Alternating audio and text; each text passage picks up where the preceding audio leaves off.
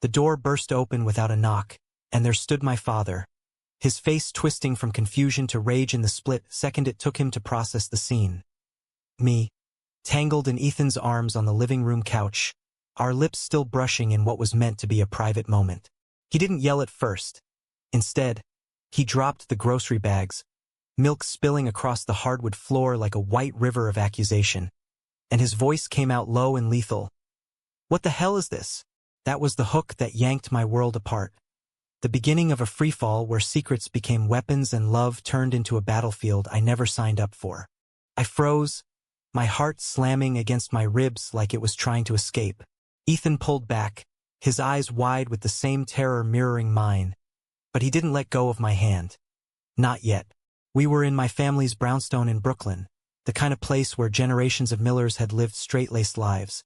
And now here I was, Alex Miller, 25 and finally daring to live mine. Dad's presence filled the room, his broad shoulders blocking the hallway light, making the space feel smaller, suffocating. "Alex," he said, stepping over the mess. "Tell me this isn't what it looks like." But it was, and we both knew it.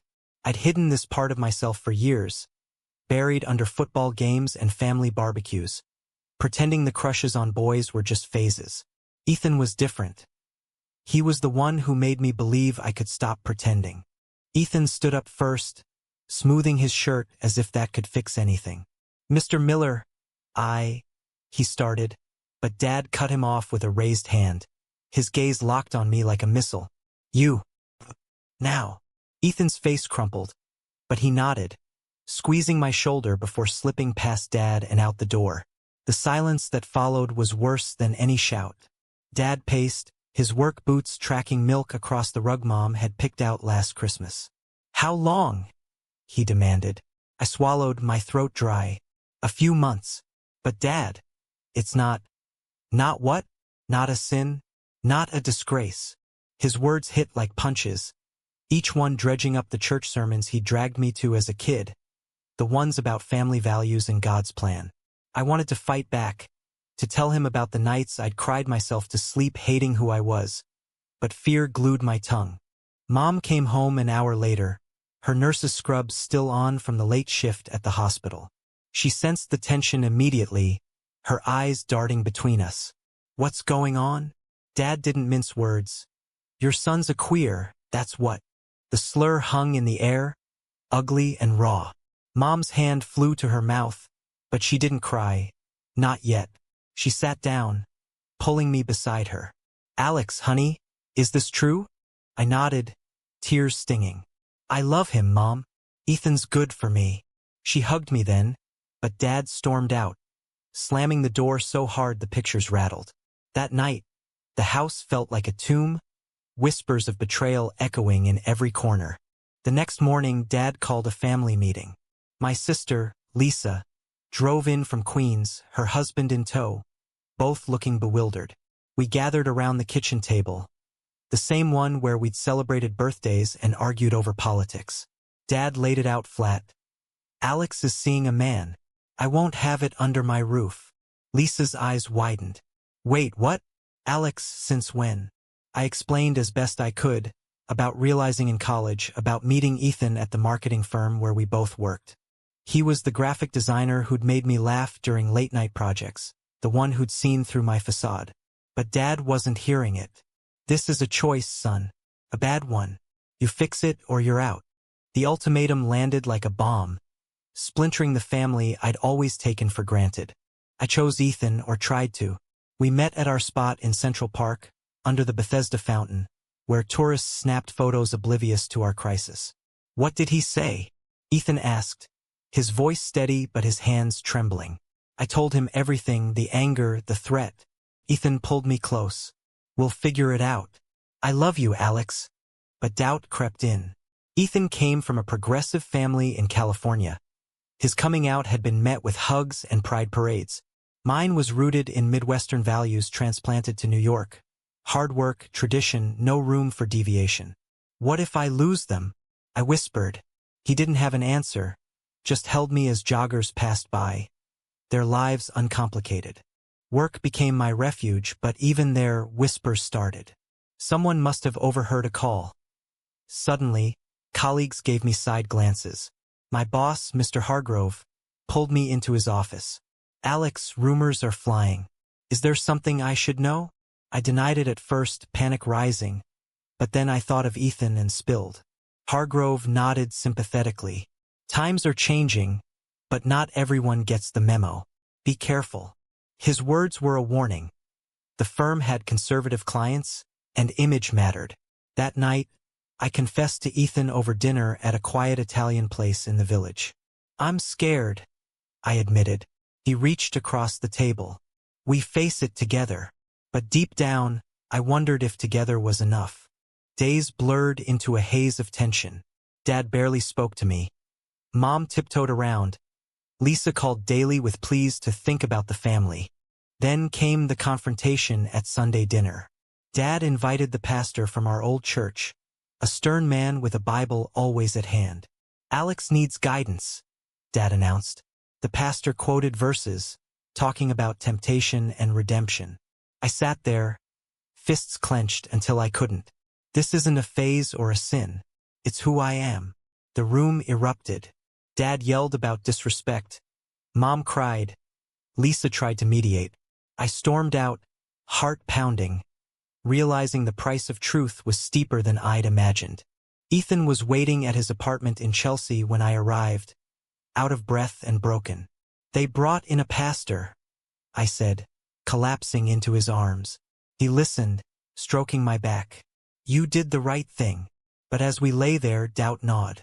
Was it right if it tore everything apart? Ethan's family called later, offering support, but it only highlighted the chasm. I envied his ease, his certainty. That night, sleep evaded me, visions of a fractured future playing out. The hook had sunk deep, and now the line was pulling, forcing choices I wasn't ready for. The fallout rippled outward, like stones skipped across a pond, each one creating waves that threatened to drown me. Dad's silence turned to action. He froze my access to the family accounts, the ones I'd used for emergencies since college. "If you're choosing this path, you're on your own," his note read, left on my bed. I stared at it, the paper crumpling in my fist. Ethan offered to help, but pride stopped me. "I can't lean on you like that," I said. We argued for the first time, his frustration boiling over. "Why not? We're in this together." But together felt uneven. His life remained intact while mine crumbled. At work, the whispers grew louder. A client meeting went south when Hargrove's partner, a grizzled veteran named Stevens, made a snide remark about diversity hires. I knew it was aimed at me. Later, Hargrove confided, "Stevens is old school. He's pushing for changes." The implication was clear. My job was at risk. I buried myself in projects, staying late to prove my worth, but exhaustion set in. Ethan noticed, cooking dinners I barely touched. "Talk to me," he urged one evening. I snapped. "What do you want me to say?" "That I'm regretting this." His hurt expression cut deep, but I couldn't take it back. The pressure was building, cracks forming in our foundation. Mom reached out in secret, meeting me at a coffee shop in Midtown. Her eyes were red-rimmed, worry etched in every line. "Your father's heartbroken, Alex. He thinks he's losing you." I leaned forward. "He's the one pushing me away," she sighed, stirring her latte. "Give him time." "But honey, is this worth it? Ethan seems nice, but family is forever." Her words stung, echoing the doubts I'd shoved down. Was love worth the exile? I left the meeting conflicted, hugging her tightly, unsure if it was goodbye. Lisa escalated things, showing up at my office unannounced. "We need to talk," she said, pulling me to the lobby. Her voice was sharp. "Dad's talking about cutting you out of the will. This is serious." I laughed bitterly. "Because I'm gay? That's archaic." She softened. "It's not just that. He's scared for you, the world out there." But her concern felt laced with judgment. "What about Ethan? Have you thought about the kids you won't have?" The question hit like a gut punch. I dreamed of a family, but now it seemed impossible. I sent her away, anger simmering. That night, Ethan and I fought again. "Your family's poisoning you," he accused. "No, they're reminding me of reality," I shot back. He paced his living room, bookshelves looming like judges. Reality? Or their version? "Alex, I came out at 18. It was hard, but I didn't back down." His story, meant to inspire, only highlighted my weakness. Not everyone has supportive parents flying rainbow flags. The argument ended in silence. Us sleeping back-to-back. The bed a chasm. Social circles fractured next. Friends from college, the ones I'd partied with, started distancing. A group chat went quiet after I mentioned Ethan. One Mike called, "Dude, is it true? You know." His discomfort was palpable. "Yeah, and," he hemmed. "Just surprised. Cool, I guess." But invitations dried up. Ethan's friends welcomed me, but I felt like an outsider. Their ease with identity a reminder of my turmoil. At a party in the East Village, a guy flirted with Ethan, and jealousy flared. "Who was that?" I demanded later. Ethan rolled his eyes. "A friend. Relax." But trust was fraying. The turning point came at a family event I wasn't invited to. Grandma's birthday. Mom texted photos, everyone smiling without me. The exclusion burned. I drove to Brooklyn, parking outside the house, watching through the window like a stranger. Dad laughed with Lisa's kids, the scene idyllic yet excluding. Tears blurred my vision as I drove away, calling Ethan. "I can't do this." He met me at the park, concern etched on his face. "What happened?" I poured it out, the loneliness, the loss. He held me. "We'll build our own family." But his optimism clashed with my despair. Work delivered the next blow. Stevens cornered me in the break room. "Heard about your situation. Clients might not like it." His threat was veiled, but clear. I reported it to HR, but they dragged their feet. Hargrove sympathized. "It's a tough climate." Frustration mounted. I snapped at a coworker, earning a warning. Ethan tried to help, suggesting therapy. "We both need it." I agreed reluctantly, but sessions unearthed more pain, childhood repressions, fear of rejection. The therapist probed. "What are you willing to sacrifice?" "Everything," I thought. But for what? Tensions peaked when Dad showed up at my apartment. Ethan answered the door, and Dad pushed past. "I need to talk to my son." Alone. Ethan left grudgingly. Dad sat, looking older. "This is killing your mother." Guilt surged. "Then accept me." He shook his head. "I can't condone it. But come home, end this phase." The word ignited me. "It's not a phase. I love him." Dad stood. "Choose us or him." The door closed behind him, leaving me shattered. That night, I told Ethan, "Maybe we need a break." His eyes filled with tears. "Don't do this." But doubt won. I left, the price of indecision tearing us apart. The break stretched into weeks, a void where Ethan's absence echoed like a ghost.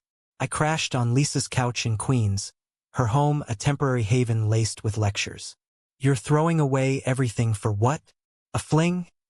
she'd say over breakfast. Her husband, Tom, stayed neutral, but his sidelong glances spoke volumes. I nodded along, numbness settling in. Work consumed me, overtime masking the ache. But nights were brutal.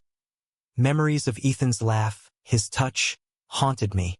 Texts from him piled up. "Miss you. Talk." I ignored them, fear of the pull too strong. Mom visited Lisa's, bringing homemade lasagna like old times. "Your father's softening," she whispered. "Come to church with us." The invitation dangled like bait. I went, sitting in the pews, the hymns stirring buried guilt. The sermon on forgiveness hit home. Afterward, Dad shook my hand stiffly. "Good to see you." No mention of Ethan, but progress? Hope flickered. Back at Lisa's, she pushed. "See? You can fix this." But fixing meant denying myself, a betrayal deeper than any. Ethan reached out through a mutual friend, Sarah, who cornered me at work. "He's hurting, Alex. At least talk." Guilt gnawed. I agreed to coffee. We met at a neutral spot in Soho, the cafe buzzing with indifferent patrons. Ethan looked worn, dark circles under his eyes. "Why?" he asked simply. I fumbled. "The pressure. I wasn't ready." He leaned in. "But you were happy." "We were." Tears welled. "I still am with you. But my family? They'll come around," he insisted. We parted with a hug, the spark reigniting, but I resisted. The moral quandary deepened at therapy. "You're at a crossroads," the counselor said. "What do you value more, authenticity or approval?" Sessions dissected my upbringing, Dad's military background, Mom's quiet faith. I'd internalized their expectations, molding myself into the perfect son. Ethan represented freedom, but at what cost? A dream haunted me, choosing Ethan only to watch my family fade away. Waking sweat-soaked, I called Lisa. "Am I wrong?" She sighed. "Love shouldn't destroy." Social backlash intensified. An old high school buddy posted online a veiled rant about traditional values. Comments piled on, some tagging me. I deleted my accounts, isolation growing. At work, Stevens ramped up, assigning me dead-end tasks. "Prove your focus," he sneered. Hargrove intervened. "Hang in there." But rumors of layoffs loomed. My name whispered. Desperation mounted. I considered quitting, but bills piled. Dad invited me home for dinner, a olive branch. Mom cooked my favorites, the atmosphere tentative. "We've missed you," Dad said gruffly. No apologies, but no ultimatums. We talked sports, avoiding the elephant. As I left, he clapped my shoulder. "Think about coming back." The pull was strong. Family bonds tugged. But Ethan's face flashed, a reminder of what I'd lose. Betrayal struck from an unexpected angle. Lisa confessed over wine. "I told Dad about Ethan first. I saw you two at the park." Shock rippled. "Why?" She teared up. "I thought it would help him prepare." Anger flared. "You outed me," she defended. "For the family." The revelation shattered trust. I stormed out, driving aimlessly. How many more knives in the back? I sought Ethan, showing up at his door unannounced. "Lisa betrayed me," I blurted. He pulled me in, listening as I raged. Comfort turned to closeness. We kissed, the dam breaking. "I can't stay away," I admitted. He smiled sadly. "Then don't." We spent the night talking, rebuilding. But morning brought reality. Texts from Mom. "Where are you?" I ignored them, choosing Ethan for now. The high didn't last. Dad found out, calling furious. "Back with that man?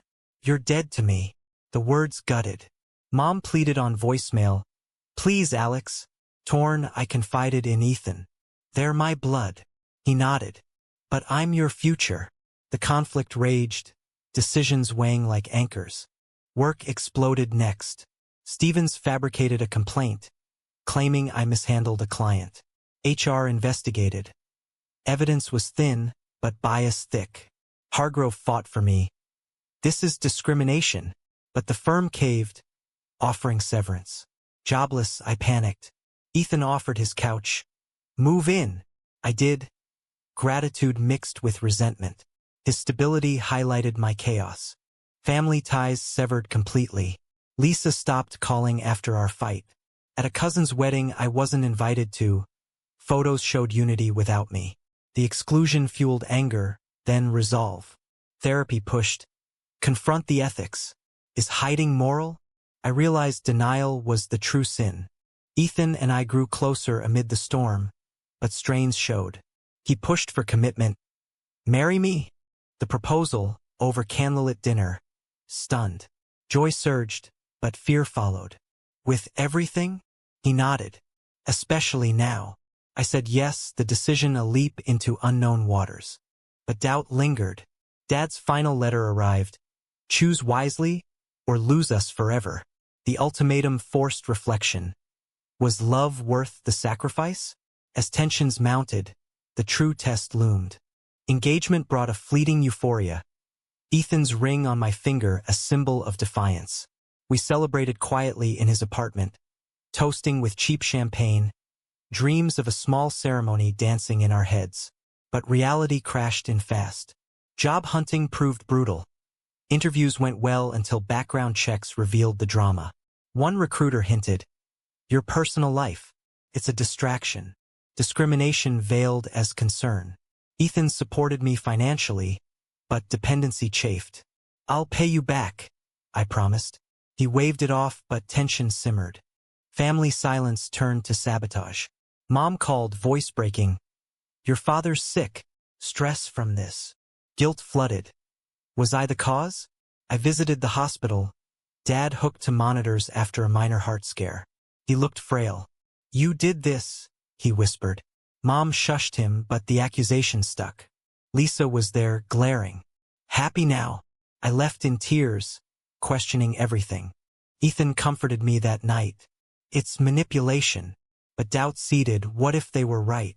Our fights escalated. "You're letting them in your head," he accused. "And you're not understanding the pull," I retorted. The ring felt heavy, a reminder of the divide. Social reckoning came at a community event. Ethan dragged me to a pride mixer in the village, hoping for connection. Strangers shared stories of triumph, but I felt exposed. A former colleague spotted me, whispering to others. Paranoia spiked. I left early. Ethan followed, frustrated. "You can't hide forever." "I'm not ready," I admitted. The gap widened. A job offer finally came, from a progressive startup in Manhattan. Relief washed over, but the salary was low. "We'll make it work," Ethan said. Starting fresh, I thrived, colleagues open and accepting. Contrasted sharply with family void. Mom's birthday passed without invite. I sent a card, returned unopened. Betrayal deepened when Lisa leaked details online. An anonymous post on a family forum ranting about lost brothers. Comments condemned me. Ethan found it. "This is harassment." We considered legal action, but pain outweighed. Why does she hate me? I wondered. Therapy revealed her own insecurities, fear of change. The wedding planning amplified conflicts. Ethan wanted public. I craved private. "Invite them," he urged. I did, a tentative olive branch. Dad's response. A scathing email, quoting scripture, disowning me. Mom added, "I love you, but can't support this." The rejection crushed. I called off plans. Ethan exploded. "You're letting them win." The fight was brutal, words like daggers. "Maybe this was a mistake," I yelled. He stormed out, leaving me alone with regret. Reconciliation attempts failed. I met Dad at a neutral diner. "Why can't you accept me?" pleaded. He sighed. "It's against everything I believe." Tears fell. "Even for your son?" He looked away. "Especially." The impasse was clear. Blood ties snapped. Ethan returned days later, apologetic. "I love you too much to quit." We reconciled, but scars remained. Moving forward, we eloped quietly in City Hall, witnesses strangers. Joy mixed with sorrow. No family cheers. Post-wedding, life stabilized somewhat. New job flourished, Ethan's career steady. But holidays haunted, Thanksgiving alone, Christmas gifts unsent. Friends filled gaps, but emptiness lingered. A surprise confrontation. Lisa showed up at our door, pregnant and tearful. "I was wrong," she confessed. "Seeing you happy. It hurts, but maybe I can learn." Skepticism warred with hope. We talked hours, bridges mending slowly. She promised to advocate with parents. Dad's health declined again, this time serious. Mom begged, "Come see him." I went, Ethan by my side defiantly. Dad's eyes widened. "You brought him." Weak voice, strong disdain. "He's my husband," I stated. Silence stretched. Then, a nod. "Seat." No acceptance, but tolerance. The visit was tense, revelations sparse. As discharge neared, Dad whispered, "I don't understand, but I don't want to lose you." Tears flowed. Was it genuine, or fear of mortality? The moment sparked cautious optimism. But twists loomed. Stevens, my old nemesis, sued the firm for wrongful termination, mine indirectly. Hargrove called. "Testify." I agreed, facing him in court. Truth emerged. Bias proven. Victory bittersweet, closure on one front. Home life tested anew. Ethan's job transferred him cross-country. San Francisco, he announced. Come with me. The choice, uproot or separate. Family ties, fragile but reforming, pulled east. Deliberation agonized. What about us? Ethan asked. Always us, I vowed. But indecision lingered, the price of every choice mounting.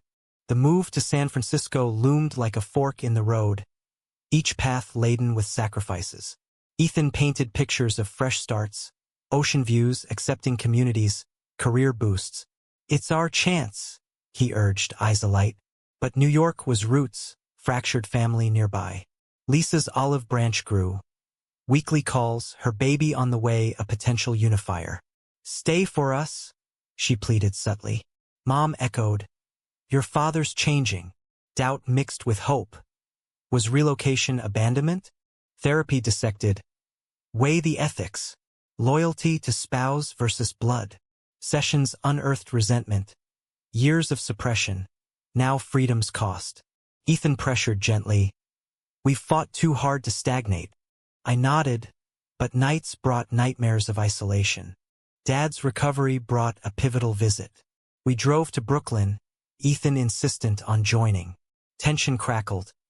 Dad greeted stiffly, Mom hugging tightly. Over coffee, Dad spoke haltingly. I've been thinking, that pastor, maybe he's wrong. Shock rippled.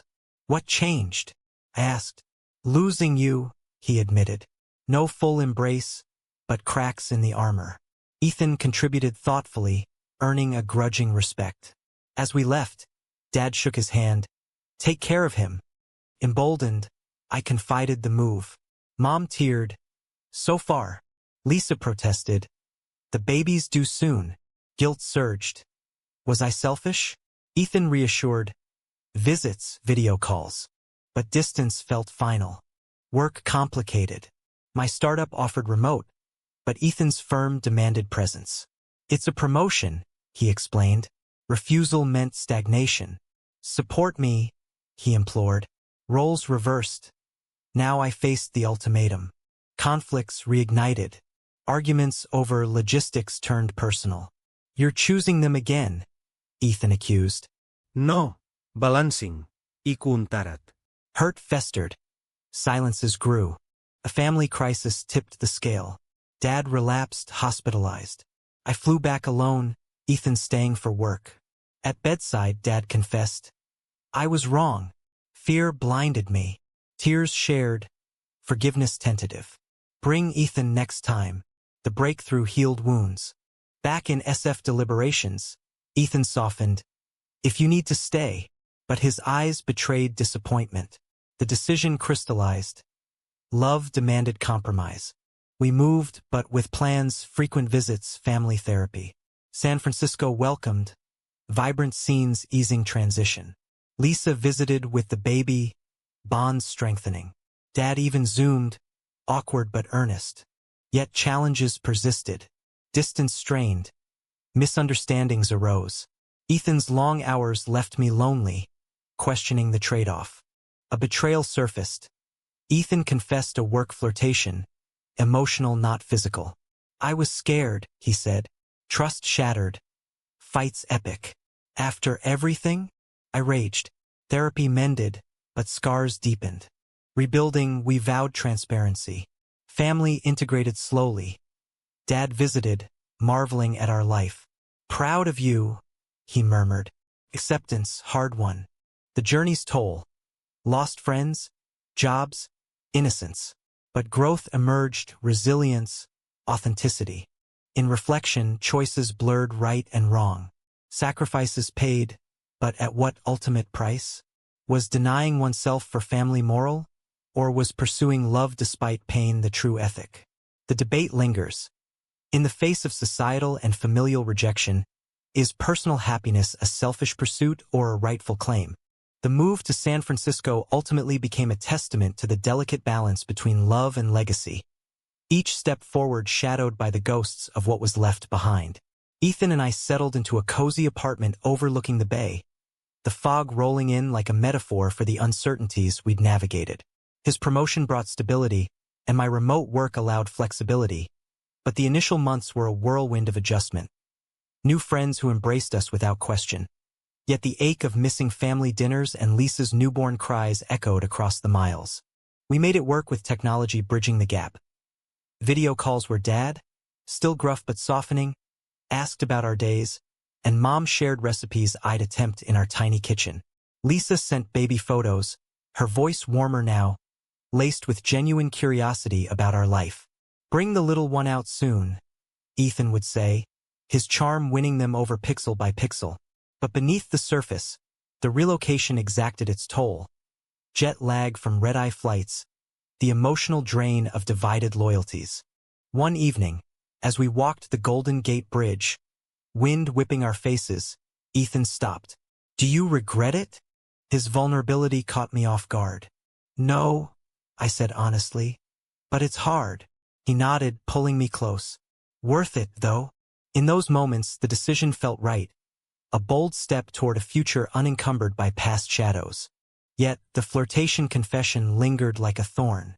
It happened during my absence for Dad's hospital stay, a colleague's attention filling the void of loneliness. "Nothing physical," he reiterated in therapy, "but I let it go too far." Betrayal's sting prompted deep dives into trust, our sessions raw and revealing. "Why?" I demanded. "Fear you'd choose them over me." The admission humanized him, exposing cracks in his confidence I'd overlooked. Forgiveness came slowly, built on actions, more communication, shared vulnerabilities. Family dynamics evolved too. Dad's visit was a milestone. Touring Alcatraz, sharing meals, tentative conversations about faith and acceptance. "I don't get it all," he admitted over seafood, "but you're my son." Ethan's patience shone, diffusing tensions with humor. Mom followed months later, her embrace at the airport speaking volumes. These reunions mended, but reminded of the distance's cost. Missed milestones, the intangible warmth of proximity. Professionally, thrive we did. Ethan's role expanded. Mine pivoted to consulting, freedom suiting my restless spirit. Socially, San Francisco's community enveloped us. Pride events without fear, friends who became chosen family. But nostalgia hit during holidays. We hosted hybrid celebrations, screens flickering with East Coast faces. The ultimate awakening came during a crisis back home. Lisa's postpartum struggles. I flew east, supporting her, the role reversal healing old wounds. "Thanks for coming," she whispered. "Always," I replied. Ethan joined virtually, his support unwavering. Reflecting, the path was paved with trade-offs, security for authenticity, familiarity for growth. Each decision carried weight, moral ambiguities blurring lines. Was uprooting selfish or essential for survival? The story's essence. In navigating love's labyrinth amid societal storms, the true measure lies in the resilience forged from pain. Yet, one question persists, inviting debate. When family demands conformity at the expense of self, is defiance a moral imperative, or does loyalty require surrender?